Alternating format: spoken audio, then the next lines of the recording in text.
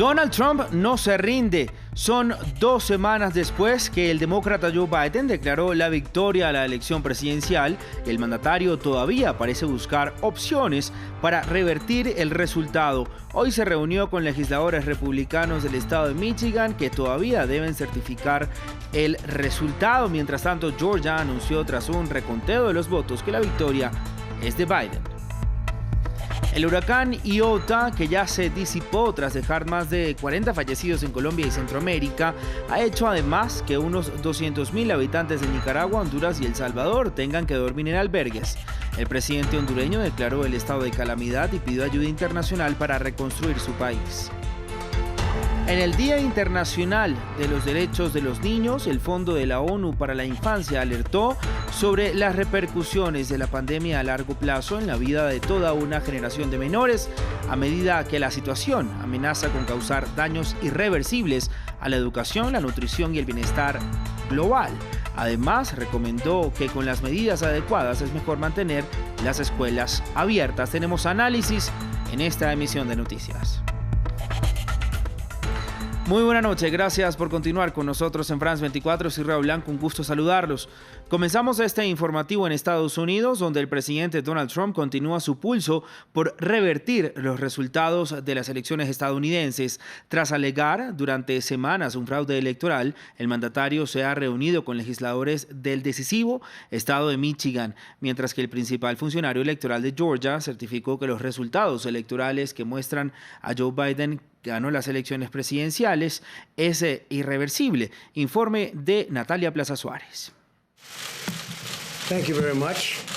Donald Trump no se rinde. 2 semanas después de que el candidato demócrata Joe Biden celebrara su victoria en las elecciones presidenciales, el mandatario aún intenta revertir los resultados electorales del 3 de noviembre.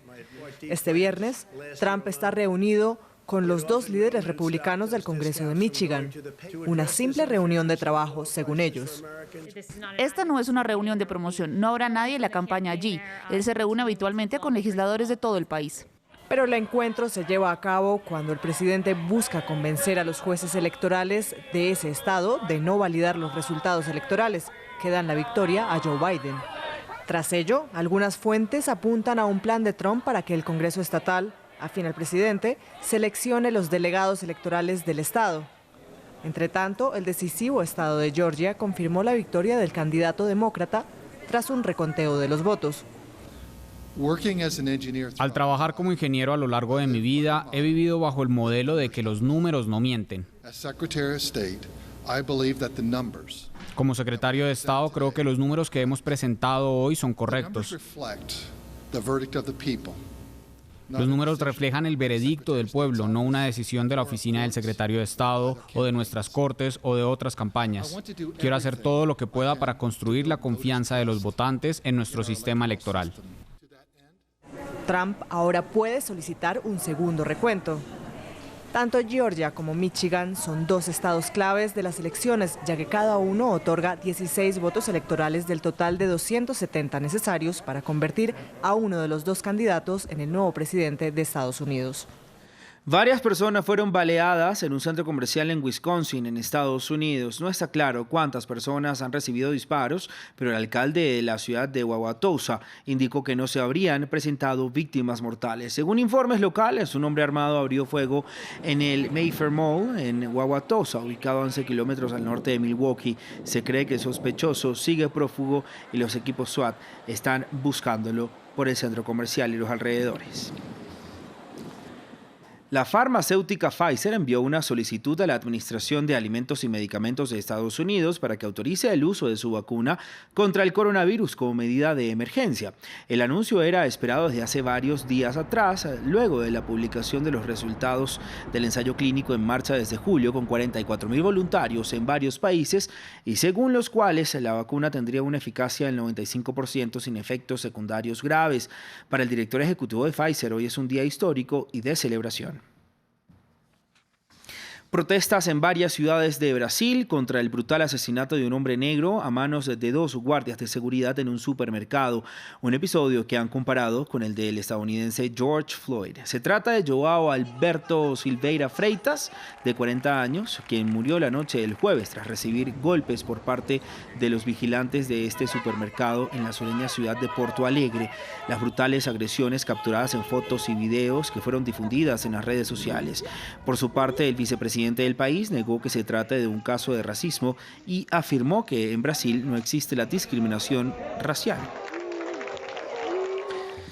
El presidente de Honduras, Juan Orlando Hernández, afirmó que jamás el país había vivido un golpe tan fuerte de 3 fenómenos al tiempo: la pandemia, el huracán ETA y el huracán Iota. Hernández clamó por ayuda mundial para reconstruir su país, que aseguró pasa por una gran calamidad por la devastación que dejaron a su paso por Centroamérica los potentes huracanes ETA e Iota. Honduras, como otras naciones de la región, sufrió el embate de ambas tormentas este mes con apenas una semana de diferencia. 2 semanas de diferencia, inundaciones, deslaves severos, daños a infraestructuras y viviendas, al menos 91 muertos y decenas de miles de damnificados en el país. Escuchamos ahora lo que fueron parte de las declaraciones del presidente. Ante esta calamidad, los países industrializados que ya reconocieron que son participantes de la producción del cambio climático tienen que atender a nuestros países. Si no, no hay manera, porque si no, todos los años nos vamos a seguir endeudando para estar resolviendo cosas que produce el cambio climático, que no somos nosotros los responsables. También señaló que habrá transparencia en las ayudas recolectadas para los damnificados y no permitirá que se desvíen los fondos. Aquí lo que queremos es un sistema de buenas prácticas que se adopte en la administración del Poder Ejecutivo. Por ejemplo, ya la Secretaría de Transparencia emitió una resolución para que sea obligatorio que el proceso de licitación sea abierto y público a través de los medios de comunicación y usando también catálogos electrónicos. Y la isla colombiana de Providencia, frente a la costa de Nicaragua, quedó destruida. El paso del huracán Iota, que llegó a ese territorio como categoría 5, se llevó todo por delante. Sus cerca de 6.000 habitantes vieron sus casas y sus negocios en ruinas. Esperan ahora la ayuda del gobierno para reconstruir. Nos cuenta la noticia Matías Arraez. Unas imágenes catastróficas. Naet es una de los muchos residentes de la isla colombiana de Providencia que se han quedado sin hogar después de que Iota arrasara con todo lo que estaba en pie en la isla esta semana. Uno se planea algo para tener una buena vejez, para que los niños estén bien. Se fue la estabilidad de mis hijos, la estabilidad mía. Esto es muy duro, la verdad. Casi toda la infraestructura de Providencia, donde viven unas 6.000 personas, ha sido dañada o destruida. Además, 2 personas murieron, una sigue desaparecida y varias quedaron heridas. Desde Bogotá salieron aviones llevando más de 80 toneladas de asistencia humanitaria como carpas, kit alimentarios y botellas de agua. El presidente colombiano Iván Duque, en su visita a Providencia, declaró que era la primera vez que Colombia era golpeada por un huracán de categoría 5. El mandatario decretó el estado de desastre natural en el archipiélago. Una vez hayamos completado la remoción de escombros, una vez hayamos completado la limpieza, empezamos con lo que he denominado el plan 100. 100 días a máxima capacidad de trabajo para hacer la mayor reconstrucción posible de nuestra isla de Providencia. Unas declaraciones que suscitaron vivas críticas por parte de la oposición. Al presidente colombiano se le acusa de haber ignorado el aviso del Centro Estadounidense de Huracanes y de no haber evacuado la isla. Y con motivo del Día Mundial de los Derechos de los Niños, UNICEF advirtió en un informe que la pandemia puede provocar impactos de no retorno en educación, salud, nutrición y el bienestar de los niños y niñas en la región de América Latina y el Caribe. Ante esta situación, UNICEF urge a los gobiernos del sector privado, organizaciones sociales y sociedad en general a velar porque los menores puedan continuar aprendiendo, reducir la brecha digital y también propiciar el pronto regreso regreso a las clases presenciales bajo condiciones óptimas de seguridad por cuenta de la pandemia. Quiero saludar en este momento a Margaret Sash Israel, asesora regional de educación de UNICEF para América Latina y el Caribe. Señora, gracias por estar con nosotros y también por su tiempo. Le pregunto cómo la pandemia ha afectado el derecho a la educación en nuestra región, en América Latina y el Caribe. Muchas gracias. Buenas noches. En una región que ya antes de la pandemia estaba caracterizada por altos niveles de desigualdad en términos de acceso a la educación y los logros de aprendizaje, el COVID-19 ha contribuido a profundizarlas.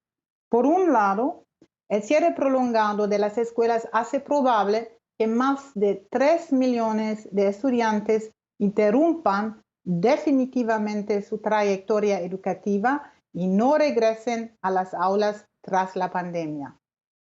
Por el otro lado, el impacto de las interrupciones escolares en los lugares de aprendizaje corre el riesgo de ser grave y duradero, en particular para los niños y niñas en situación de vulnerabilidad. Ahora, Margaret, detrás de estos grandes discursos de los gobiernos, de manera concreta, ¿cómo podemos asegurar que los niños regresen a las escuelas cuando vuelvan a abrir? Sí, eso quería decir que una de las prioridades para UNICEF son los niños y niñas los más vulnerables y asegurar su acceso a la educación y su aprendizaje. Eso requiere facilitar el regreso a la escuela y la permanencia de esas niñas, niños y adolescentes, incluso, por ejemplo, mediante la eliminación de las barreras financieras y de género. Margaret, esas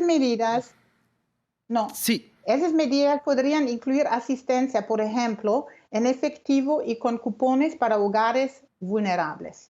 Pero también, y eso es también muy importante, requiere asegurar que todos los niños, niñas y adolescentes reanudan su aprendizaje en el nivel adecuado, en particular aquellos en riesgo de abandono, a través de programas de educación de recuperación y apoyo socioemocional.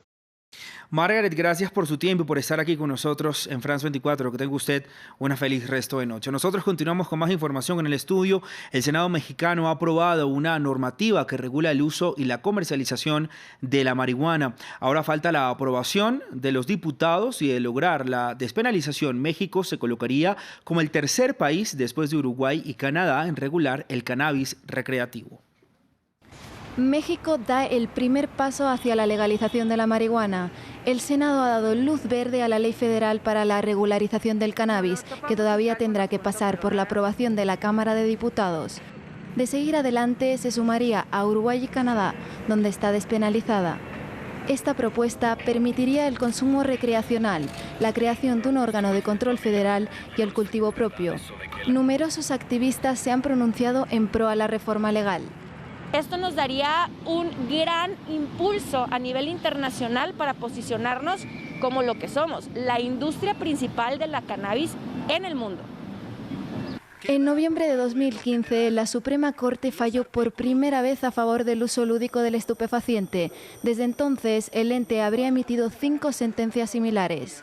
Pero fue en 2018 cuando se activó el debate de la legalización y la Corte dio un plazo al Congreso para regularla.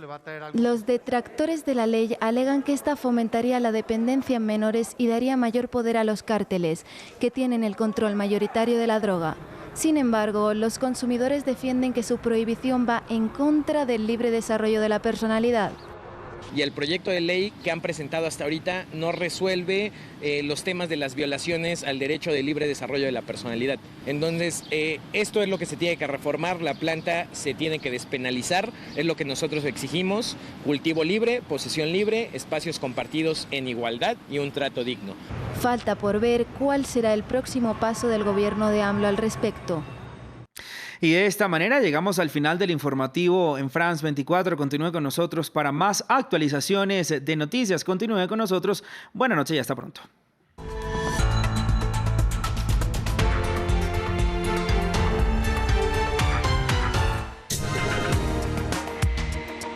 En un instante, economía. France 24 en español sigue